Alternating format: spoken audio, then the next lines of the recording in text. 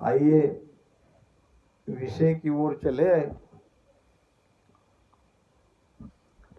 राम राम राम राम राम राम राम राम।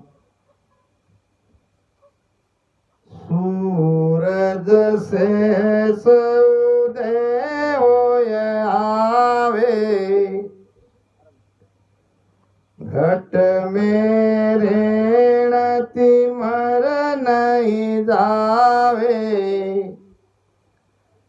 एक लख चंद सहस लख सूरा, तीन मद बास रहे नहीं दूरा। ध्यान से विषय को समझो। अजर लोक ग्रंथ है। महाराज फरमाते हैं, सूरज सहस उदय हुए आवे, सहस नाम हजार। अब बाहर में तो एक ही सूर्य का प्रकाश हमें दिखाई पड़ता है। मान लो कि बाहर में हजारों सूर्य प्रकट हो गए, हजारों सूर्य उदय हो गए, हजारों सूर्य का प्रकाश बाहर में हो रहा है। क्या बाहर के प्रकाश से भीतर का अंधकार, भीतर का तिमिर दूर हो सकता है? महाराज कहते कि नहीं।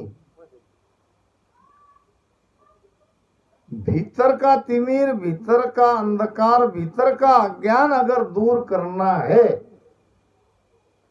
तो शब्द रूपी सूर्य का प्रकाश हमारे घट के भीतर होना चाहिए। जहां अंधेरा है वहीं उजाला चाहिए। बहुत पुरानी कथा याद आ गई, आपने सुनी होगी, वो बुढ़िया की कथा। बुढ़िया सत्संग में जाती थी। सत्संग में कुछ कुछ बातें उसके ध्यान में रहती थी, जिसमें ये बात थी कि अंधेरे में गुम हुई वस्तु को प्रकाश से देखना चाहिए।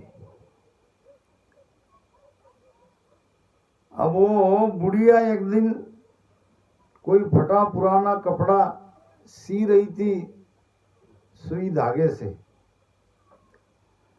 अब धागा खत्म हो गया। अब वो नया धागा पिरोने के लिए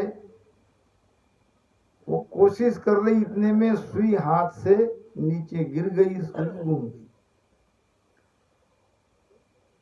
अब सुई देखने लगी। अब बुढ़िया काफी उनकी उम्र भी हो चुकी थी, आँख से भी ठीक दिखाई नहीं देता था, थोड़ा बहुत दिखाई देता होगा, या घर में काम करने वाले कोई नहीं होगा, उसको ही करना पड़ा। तो सुई ढूंढने लगी तो उसको याद आई सत्संग की बात कि अंधेरे की वस्तु अगर अंधेरे में गुम हो गई है तो प्रकाश में देखना चाहिए। बाहर इलेक्ट्रिक का प्रकाश था। अब वो प्रकाश के नीचे सुई ढूंढ रही है। कब से ढूंढ रही थी? कोई राहगीर वहां से जा रहा था, पूछने लगा, बुढ़िया क्या ढूंढ रही हो? तो बेटा मेरी सुई गुम गई, उसे ढूंढ रही हूं। अच्छा, तो मदद के लिए वो भी ढूंढने लगा। बहुत देर कोशिश करने पर भी जब सुई नहीं मिली तो फिर पूछा कि माता जी सुई गुम कहाँ हुई, ये तो बताओ। तो बेटा वो तो घर में गुम हुई। फिर वहां घर में देखना चाहिए था ना। देखा घर में नहीं मिली, सत्संग में जाती थी, बात सुनी। अंधेरे में गुम हुई वस्तु उजाले में देखनी चाहिए, ऐसा मैंने सुना, इसलिए मैं उजाले में देखने लगी। माता जी बात आपने ठीक सुनी, मगर जहां अंधेरा है वहीं उजाला करो। अंधेरे में गुम हुई वस्तु उजाले में देखनी चाहिए, बात सही है, मगर जहां अंधेरा है वहां उजाला करो। अब जब उसने उजाला किया तो सुई मिल गई। कहने का भाव, जहां अंधकार है वहां उजाला चाहिए। अंधकार है हमारे घट में, अंधकार है भीतर।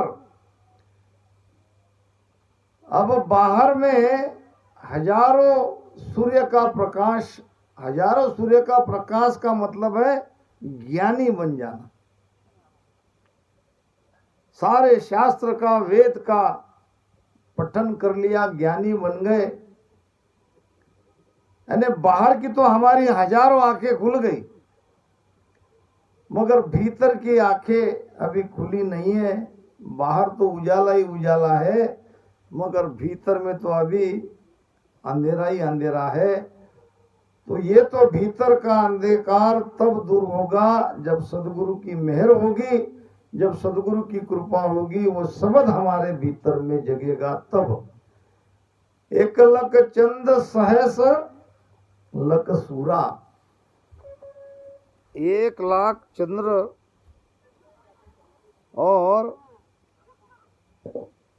सहस्त्र लक सूर्य, यानी बाहर में लाखों सूर्य और लाखों चंद्रमा का प्रकाश भी होता है, तो तीन मद भास रहे नहीं दूरा। भीतर उजाला नहीं कर सकते, भीतर के उजाले के लिए चाहिए शब्द। ऐसा उदय हो तो काई, तन बिन भेद उजालो नाई। सतगुरु मिले वेद जब पावे, असंख्य सूर माई दिखलावे। महाराज फरमाते हैं, ऐसा उदय हो तो काई। ऐसा यानी बाहर में कितने भी सूर्य चंद्र उगते हैं, प्रकाशित होते हैं, तन बिन भेद उजालो नाही। घट के अंदर भेद से राम राम सुमिरन जब तक नहीं करेंगे, और सुमिरन भी क्या, सुमिरन से वो शब्द भीतर में प्रकट होना चाहिए। सुमिरन ही करते रहेंगे। और सुमिरन क्यों कर रहे हैं, भजन क्यों बताया है, भजन क्यों करना है?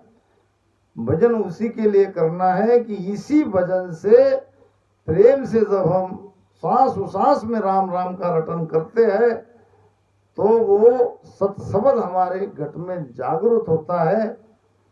वही है उजाला। अब राम राम ही करते रहेंगे और वो शब्द प्रकट नहीं हुआ तो क्या काम का। महाराज कहते हैं,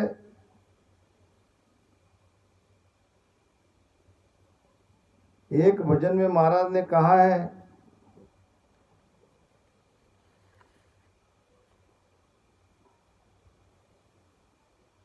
राम राम मुख केड़े लागा, संता सुप्रीतन काई। राम राम मुख केड़े लागा, संता सुप्रीतन काई। जब लग रुड़ो पच पच थाको, माया उदय नहीं होई। जब लग रुड़ो पच पच थाको, माया उदय नहीं होई। राम माया उदय नहीं होई। प्रीतम छिपाई संतो, प्रीत प्रीतन छिपे छिपाई मोंगी वस्त्र को सूंगी हाणन को नहीं भाई राम नहीं भाई प्रीतन छिपे छिपाई संतो प्रीतन छिपे छिपाई। संत के प्रति प्रीत लगना बड़ा दुर्लभ है,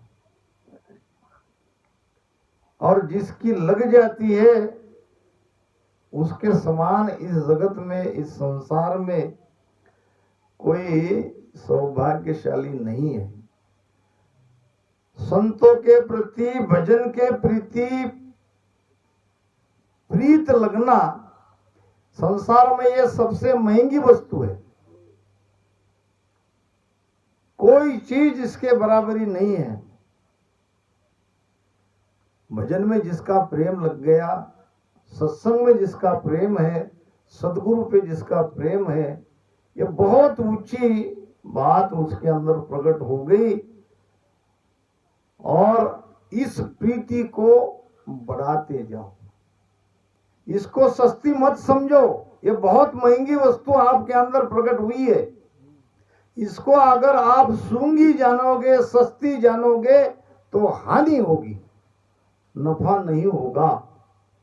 नफा कमाना है तो इस प्रेम को बढ़ाते जाओ, जोत से जोत जगाते चलो, प्रेम की गंगा बहाते चलो। बाहर में भी और भीतर में भी। भीतर प्रेम है और बाहर में उसका प्रमाण नहीं झलक रहा है तो ये भी बात ठीक नहीं। जो अंदर है वही बाहर दिखना चाहिए, जो बाहर है वो अंदर होना चाहिए।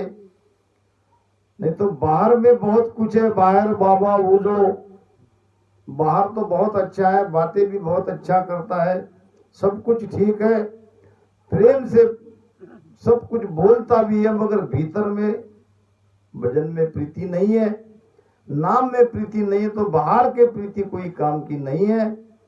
भीतर की प्रीति को पहचानो और इसको बढ़ाते जाओ। मूंगी वस्तु को सूंगी जाने। अब राम राम राम राम करना है तो राम राम ही करते रहोगे, उसमें अगर प्रेम नहीं लाओगे, नियंचर नहीं जगेगा। समर्पण नहीं करोगे तो नियंचर नहीं जगेगा। तुम कह रहे कि हम रामसनी बन गए, राम राम कर रहे, मोक्ष में ही जाएंगे, नहीं होगा। ये कोई सेठ जी थे और जीवन भर धन कमाया, नैतिक अनैतिक सभी तरीके से। अब अंतिम समय में उसके मन में ये ख्याल आया कि चलो अब आगे की सुख सुविधा की तैयारी करे।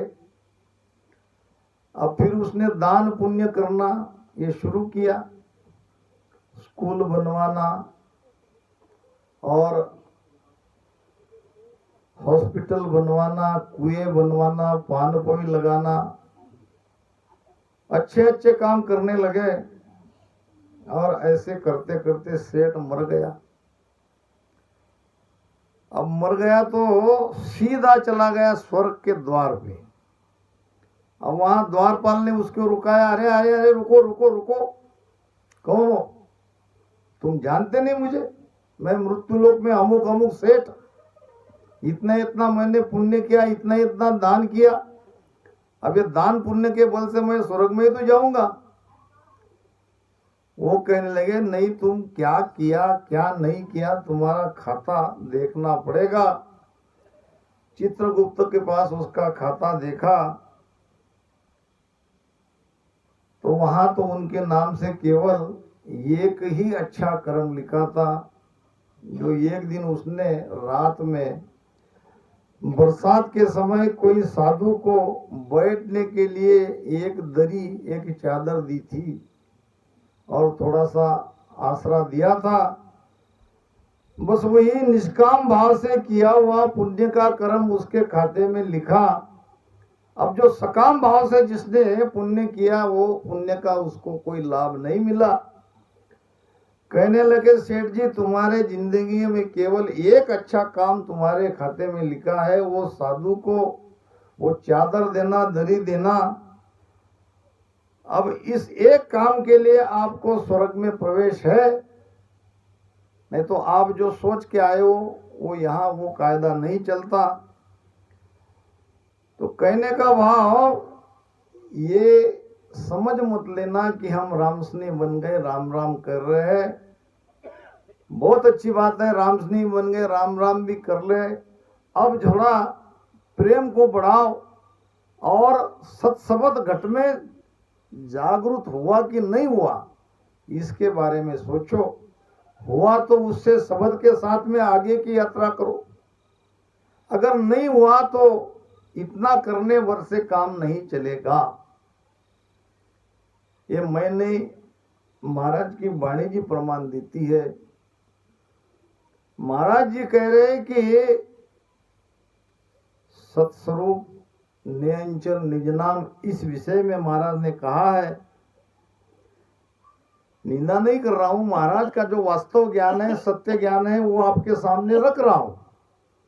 केवल आप अगर राम नाम के आधार से बैठे हो तो सुन लो। राम राम के मिलत है, सो प्रगट कहूँ आय। गत मुगत लग पहुँच है, आगे पहुँचन कोय। आगे पहुँचन कोय, वचन मानो सत भाई। ध्रुव रटो प्रहलाद, सुरग क्यों बैठा जाई। सुख राम सती सतवाड़ में, जायर बेटे आय। राम राम कहे मिलत है, सो परगट कहूँ लाय। अब इसको इस तरह से समझो कि राम राम तो भजन करना ही। अब राम राम महाराज ने कहा कि राम राम, केवल राम राम भजन करने वाले की पहुंच कहाँ है, कहाँ तक वो जाते हैं, ये महाराज कह रहे हैं। राम राम के साथ जो कोई प्रेम से प्रीति से रटन करता है, सदगुरु के शरण में समर्पित भाव से भजन करता है, उसके अंदर तो कुदरत कला जगेगी, उसके अंदर तो सत्सबद जगेगा। अब सत्सबद के आधार से उसकी यात्रा आगे पीछम के रास्ते से अमरलोक तक होगी। शब्द ही नहीं जगा तो केवल बैखरी वाणी का राम राम अमरलोक तक नहीं ले जाएगा। दोनों बातों में भेद है, राम राम करना ही पड़ेगा और केवल राम राम का ही आधार ले, बीच में समर्पण नहीं है, प्रेम नहीं है, तो मोक्ष नहीं होगा। जो कुछ उसका लाभ मिलना है वो जरूर मिलेगा। इसीलिए महाराज कहते हैं कि राम नाम सुख राम कहे, रटे प्रीत सुहाए। प्रीति से, इसी राम राम को प्रीति से रटन करना है तो मोक मुगत की क्या चली। मोक और मुक्ति की बातें क्या है, परम मोक जन जाए। ऐसी जगह जाएंगे जहां से वापस आना नहीं है, जहां आनंद ही आनंद है। तो ये समझना पड़ेगा। सदगुरु मिले भेद जब पावे, ये भेद मिलता है सदगुरु से, भेद मिलता है सदगुरु के शरण में जाने से। अब गुरु और सदगुरु की पहचान आपको करनी पड़ेगी। हमने जिसे गुरु बनाया है वो वास्तव में सदगुरु है कि नहीं है, ये भी आपको देखना पड़ेगा। साचा सतगुरु जब मिले, शब्द बतावे भेद। सुख राम नाम जब प्रगटे, चढ़े कंवल खट छेद। साचा सदगुरु जब मिले शब्द बतावे भेद। सदगुरु शब्द का भेद आपको बताएगा, शब्द कैसे जगता है ये भेद बताएगा। वो करनी कर्मकांड क्रिया कर्म बाहर की कोई साधना नहीं बताएगा या बाहर का कोई ज्ञान देगा ही नहीं। वो देगा तो शब्द का ही ज्ञान देगा। शब्द कैसे जगता है इसी पर उसका जोर रहेगा और इधर उधर भटकाने का ज्ञान नहीं देगा। साचा सदगुरु जब मिले शब्द बतावे भेद, सुख राम नाम जब प्रगटे चढ़े कमल खटछे। नाम ही चढ़ता है, नाम के साथ में सुरती, सुरती के साथ में मन, मन के साथ में प्राण, ये सभी चढ़ना चाहिए ऊपर पीछे के रास्ते से, रीढ़ की हड्डी के अंदर से। आ सतगुरु की पार का सुन लो चित दे कान, केवल बिन सुख राम कहे भजे न दूजो आन। ये परीक्षा है सदगुरु की। केवल बिन सुख राम कहे भजे न दूजो आन, ये परीक्षा है। सुन लो चित दे कान, चित लगाकर कान देकर सुनो सदगुरु कौन है और सदगुरु कौन नहीं है। अब केवल यानी एक, अब एक तो राम राम ही आता है, एक राम राम भजन कर रहे हैं, एक राम राम भजन करवाने लगा रहे हैं। केवल कहते केवल तक ले जाने वाला शब्द, वो जब तक नहीं जगेगा, वो जागृति का उपाय जब तक नहीं बतेगा, केवल राम राम बेटा यहाँ करो और करते रहो, काना माए कुर तुम चला मैं गुर, टक्का पैसा धर डूब चाहे मर, ये बात नहीं होती। महाराज ने तो कहा है सदगुरु समर्थ आए ज्ञान की कसर न राखे, आद अंत की बात ताहिले बिन बिन भाके, शीस बुझे सौ बार झलक ऊनो नहीं होवे,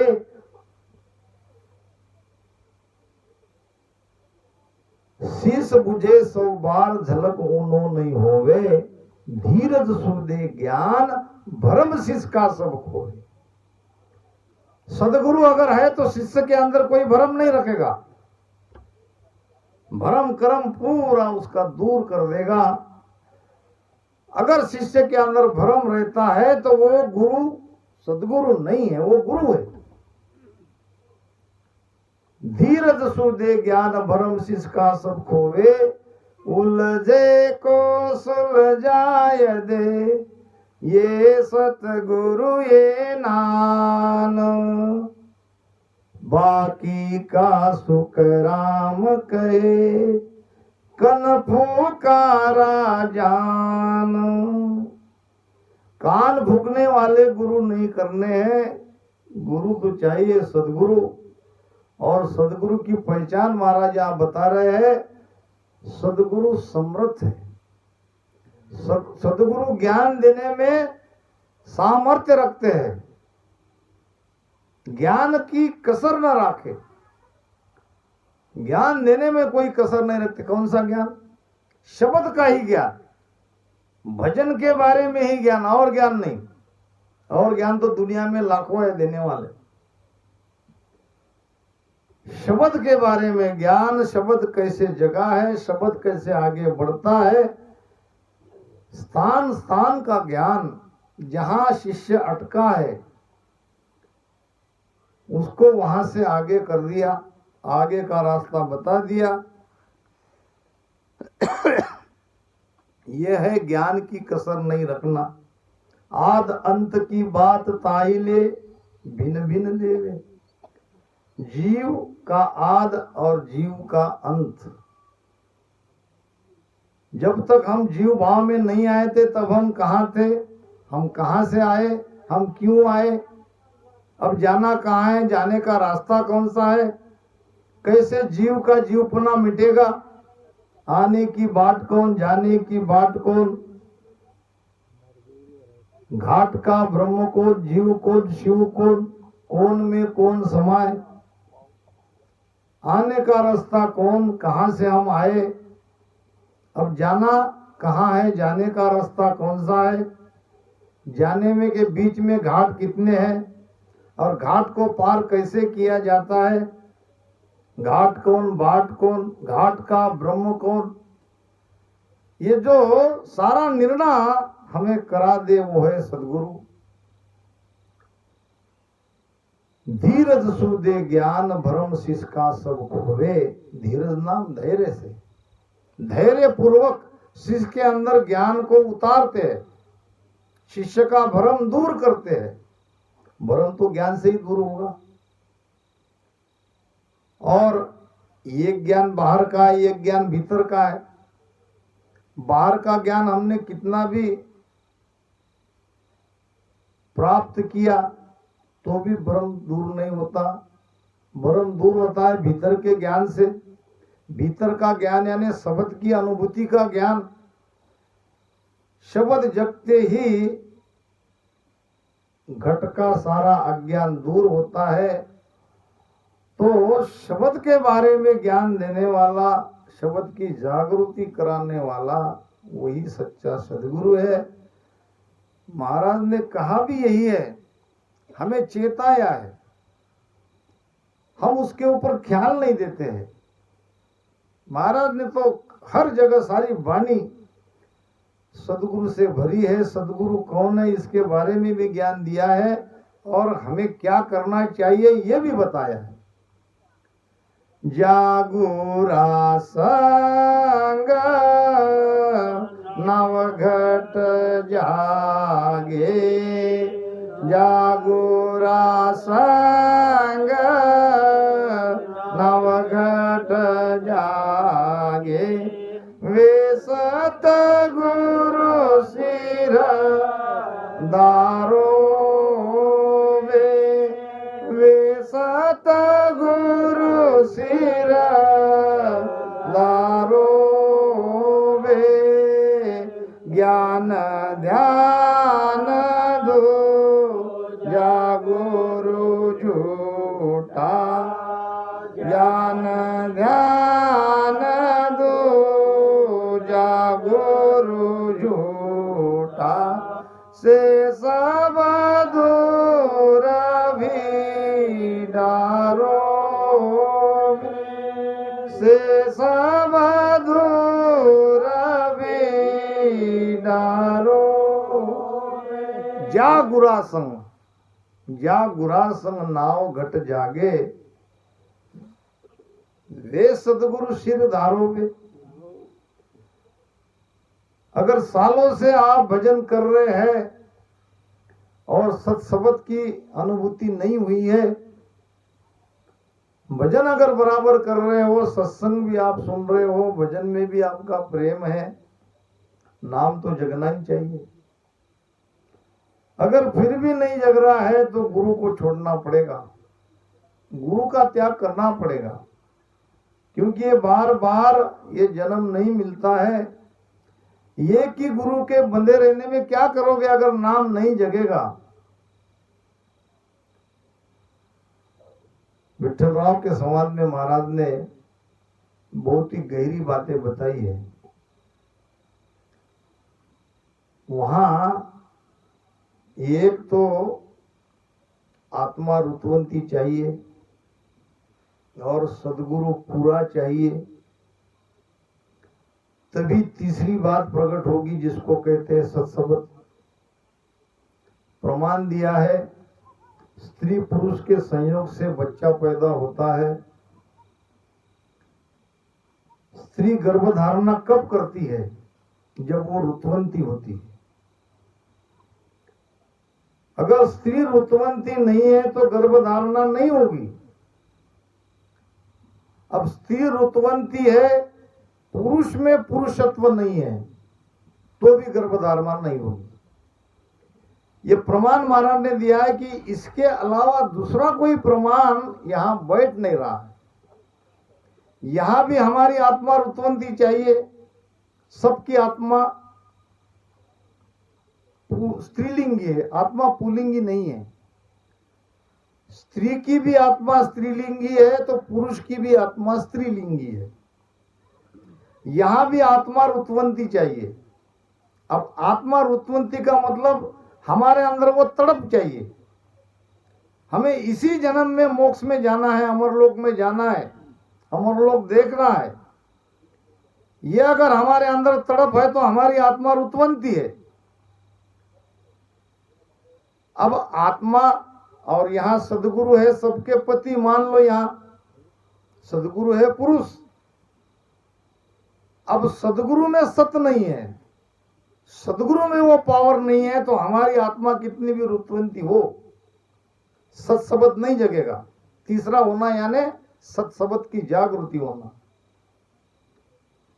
तो सदगुरु भी सदगुरु चाहिए, उनके अंदर सत्य चाहिए और आत्मा भी रुतवंती चाहिए, तब ये तीसरा यानी नियंचर सत्सबत प्रकट होगा, तब तक प्रकट नहीं होगा। तो जा गुरा संग नाव घट जागे, वे सदगुरु सिर धारो वे, ज्ञान ध्यान दूजा गुरु झूठा से सब दूर बिडारो वे। छोड़ दो उसको, वो कितना ज्ञानी है इससे कोई तुम्हें संबंध नहीं है। अगर हमारे अंदर वो सत्सबत जागरूक नहीं होता है तो क्या करते हैं ज्ञानी गुरु को उनकी शरण में रह के, अब वो कितना ध्यान करते हैं तो छोड़ दो। अगर हमारे अंदर वो शब्द प्रकट नहीं करा सक रहे हैं तो कितना भी ज्ञानी कितना भी ध्यानी हो, से सब दूर बिडारो बे, छोड़ दो। तो ये महाराज कह रहे हैं, सदगुरु मिले भेद जब पावे, और असंख्य सूर माही दिखलावे। क्या केवल शब्द ही प्रकट कराते क्या सदगुरु? नहीं, असंख्य सूर्य का प्रकाश घट में प्रकट होता है। कहीं असंख्य कहते हैं तो कहीं करोड़ों कहते हैं। कोटक भाण हुआ उजियाला, किसके घट में हुआ? हमारे घट में हुआ। हमारे घट में होना चाहिए, तभी कह सकते हैं कि हम जिनके शरण में है वो सदगुरु है। दिल ही में साहेब दीदारा, साहेब नाम परमात्मा, साहेब नाम आत्मा। हमारे घट में ही आत्मा की पहचान करा दी। आत्मा की पहचान है आनंद और हद के परे यानी अनाहत की ध्वनि और अनंत सूर्य का प्रकाश। ये तीन बातें अगर हमारे अंदर प्रकट हो गई तो हम जीते जी अमरलोक में चले गए। महाराज कह रहे हैं यहां असंख्य सूर्य माही दिखलाया। ये कोई ज्ञान रूपी सूर्य की बात नहीं हो रही है, ज्ञान रूपी उजाले की बात नहीं हो रही है। सचमुच में प्रकाश अंदर में दिखता है। प्रकाश दो तरह के दिखते हैं, एक यहाँ त्रिकुटी में झिलमिल झिलमिल ज्योति, कभी कम कभी ज्यादा और कभी बंद, कभी दिखता है कभी नहीं दिखता है। ये त्रिकुटी का उजाला है। ये झिलमिल ज्योति का प्रकाश त्रिकुटी में होता है। ये ज्योति लोक का प्रकाश है और करोड़ों सूर्य का, अनंत सूर्य का प्रकाश 10वें द्वार में, वहां जाने पर तब उजाला ये दिखाई देता है। अब देखोगे किससे? सूरज से नहीं दिखेगा, क्योंकि सूरज उस उजाले में वहां पे वो लय हो जाती है। सूरज आगे नहीं जा रही है, वो उजाला देखना है तो उसी उजाले से, ये बिन दिए बिन चक्षु से, बिन सूरज से वो उजाला दिखाई देता है। सूरज झिला मिल सूरज देखे, चंद झिला मिल चंदा, ब्रह्म झिला मिल ब्रह्म ही देखे, सो साहेब का बंदा। ब्रह्म के प्रकाश से ब्रह्म को देखा जाता है, वही साहेब का बंदा है। तो समर्थ सदगुरु महाराज कहते कि सदगुरु मिले भेद जब पावे, सदगुरु से भेद जब मिलता है तो असंख्य सूर्य असंख्य सूर माही दिखलावे। सदगुरु की महिमा अनंत है। महाराज कहते हैं तुलसी मुर्दा मंगाय के धर्या मस्तक पर हाथ, मैं जो कछु जानू नहीं,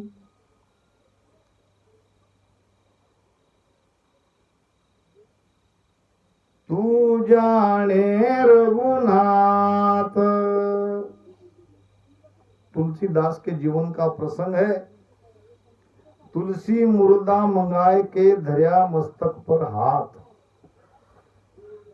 ये कोई ब्राह्मण मर गया था, जवान था, 30-35 साल का, और स्मशान में उसे ले जा रहे थे और साथ में उसकी पत्नी, वो भी जवान थी, रोती बिलखती आक्रोश करती हुई जा रही थी। अब शव यात्रा तुलसीदास महाराज के पास से, उसके घर के सामने से जा रही थी। अब उस पत्नी ने, उस ब्राह्मण पत्नी ने तुलसीदास महाराज के चरण छुए। अब तुलसीदास महाराज ने उसको अखंड सौभाग्यवती का आशीर्वाद दे दिया। अब ज्यादा रोने लगी, रोती रोती आई थी। अब जब तुलसीदास महाराज ने कहा अखंड सौभाग्यवती भव, तो बहुत ज्यादा रोने लगी। कहने लगे बेटी क्यों रो रही हो? महाराज, ये जो अंत यात्रा निकल रही है मेरे पति की है, और आपने मुझे अखंड सौभाग्यवती भव का आशीर्वाद दिया। अब मैं रो नहीं थी, क्या करूं? अब तुलसीदास महाराज कहने लगे अब मेरे मुख से कैसे निकल गया ये वचन, मुझे भी पता नहीं। तो लाओ, यहाँ लाओ उस मुर्दा को। तुलसी मुर्दा मंगाए के मस्तक दिया हाथ। अब मुर्दे के मस्तक पर हाथ रख दिया और कहने लगे मैं तो कछु जानू नहीं, हे प्रभु, हे परमात्मा, हे राम जी। अब मेरे मुख से ये बात निकल गई, मैं तो कुछ जानता नहीं, मुझे तो कुछ आता नहीं।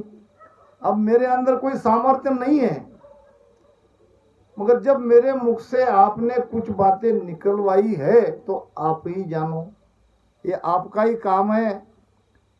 मैं तो कुछ जानू नहीं, तुम जानो रघुनाथ। तुम जानो रघुनाथ कह के मस्तक पर हाथ रख दिया तो वो मुर्दा जिंदा हो गया। प्रमाण आता है संतों के वाणियों में। तो सदगुरु महाराज के सदगुरु के लिए कहते हैं तीन लोक की कल सब जाने, तीन लोक की कल सब जाने, ब्रह्मा बिसन लग सोई, ब्रह्मा बिसन लग सोई वे, के सुख परम पद प्रगट, के सुख राम परम पद प्रगट, सब सुन्यारा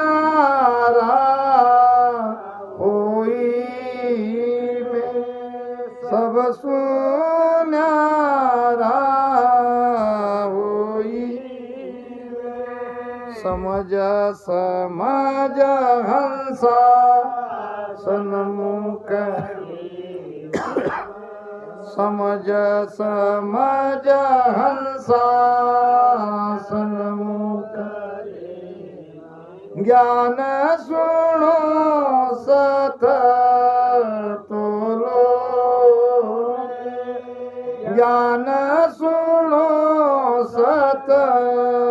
तोलो जे कछु और बाणे नहीं तुम सु जे कछु और बाणे नहीं तुम बचना तो सुल्या बोलो बचना तो सुल्या बोलो तीन लोक की कल सब जाने तीन लोक की कला तीन लोक का व्यवहार तीन लोक में क्या क्या होने वाला है ये सारी कला सदगुरु जानते हैं।